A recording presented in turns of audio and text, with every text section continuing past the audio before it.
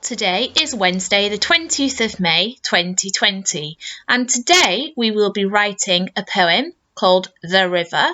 We will be completing a reading invitation, and I have set you a maths challenge. Have fun! Let's remind ourselves of the 4 Mayflower steps to success that we would like you to do every day. TT Rockstars, Spelling Shed, Letter Join, and Bud Club. By checking Twitter each day, you will find support and challenges for TT Rockstars, Spelling Shed, Letter Join, and Bud Club. Within your home learning packs, you will find activities to develop your grammar subject knowledge and improve your reading comprehension skills. By tuning into our Mayflower newsletter every day, you will find films posted by your Year 4 teachers. These films will include writing and reading activities. In addition, these films will include PE and PSHE activities that you can complete with your families. This poem is called The River by Valerie Bloom, and if you copy and paste the blue link into your browser, you can hear Valerie Bloom read her poem The River. I'm going to read it to you now. The River. The river's a wanderer, a nomad, a tramp. He doesn't choose one place to set up his camp. The river's a winder through valley and hill. He twists and he turns, he just cannot be still. The river's a hoarder and he buries down deep those little treasures that he wants to keep. The river's a baby, he gurgles and hums and sounds like he's happily sucking his thumbs. The river's a singer as he dances along, the countryside echoes the notes of his song. The river's a monster, hungry and vexed, he's gobbled up trees and he'll swallow you next. You can now see various photographs of rivers throughout the world. I'd like you to have a really good look at each of the pictures and just jot down some words to describe how you feel and what you notice from these pictures. They will help you when you start to write your own poem. So have a look. For example, I might say the lady is creating ripples in the river when she's washing. Can you see the circles going round and round? They're called ripples. So she is creating ripples. So I've had a good look at the pictures. I've jotted down some ideas. Now, the next thing I want you to do is to have a think about adjectives to describe the rivers in the pictures. So I've been through the dictionary and I've found some adjectives that I would like to use to describe the rivers. However, they are not the most exciting adjectives and I'd like you to add some to my list. I'll read my list to you. Flowing, large, broad, mighty, clear, wide, winding, deep, eddying, raging, sacred, rapid, running, ancient, muddy, sandy, pure, monstrous, beautiful, surging and swift. So I've started you off. Can you add some to my list? Adjectives to describe rivers. I've been brave and I've had a go at writing my own poem about the river. This is my poem, The River by Mrs. Volans.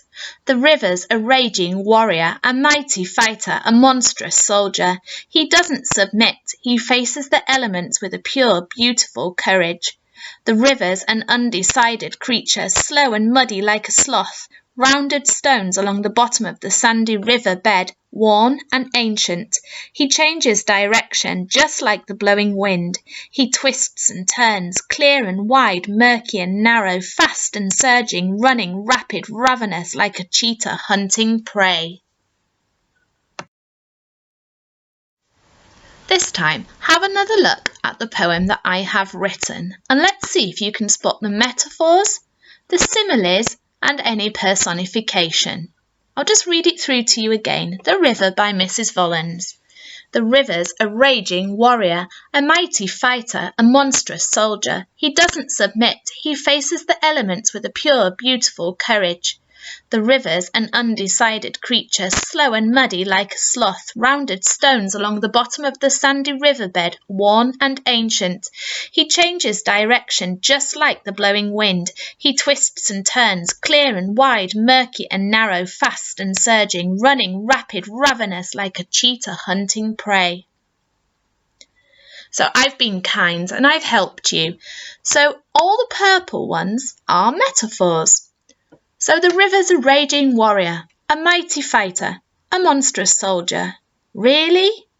No, it isn't. A metaphor helps us to imagine what a river could be like compared to an object.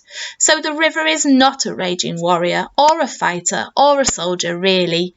But it means that the river never gives in. It is tough, it is strong, it is willful, it is powerful. It has all the characteristics of a warrior or a soldier.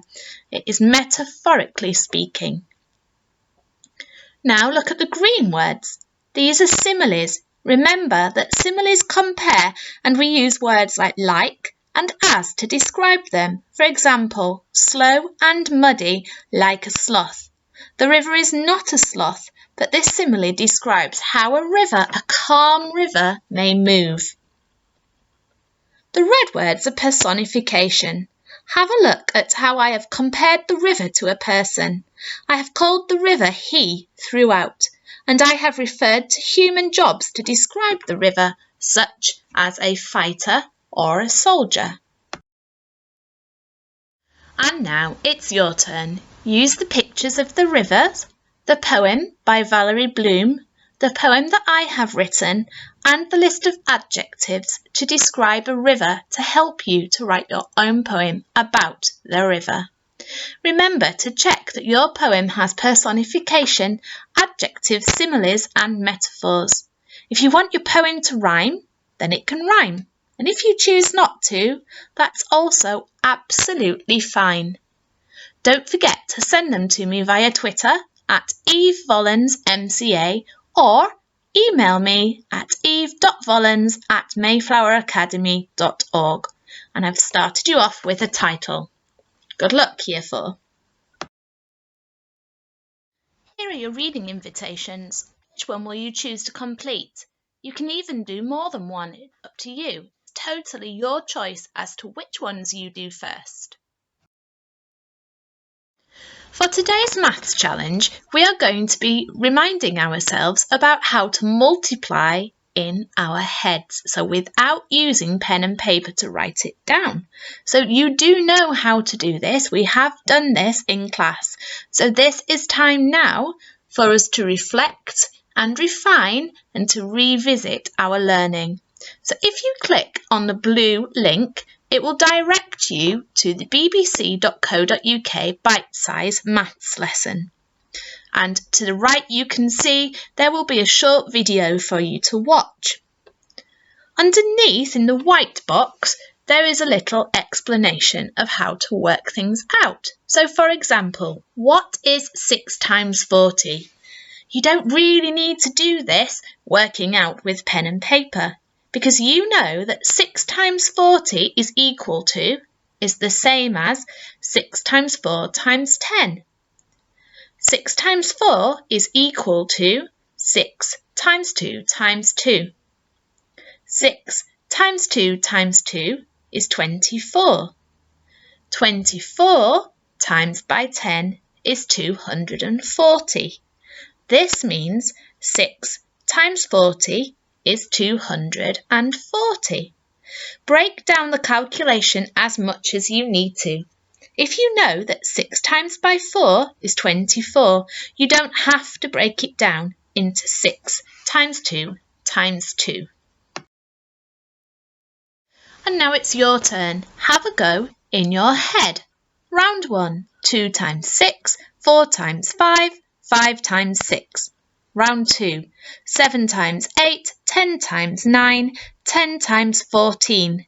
And then the final round, 12 times 15, 14 times 14, 20 times 16. Remember, you're supposed to be doing this in your head. How did you manage these? Be brave. What were your misconceptions and mistakes? Can I help you? If so, just let me know via Twitter at Eve Vollens MCA. Really very well done today, Year 4. You have done some writing, some reading and some maths challenges. Now please don't forget to have a go at Bug Club, TT Rockstars, Letter Join and Spelling Shed. Thank you and have a good day.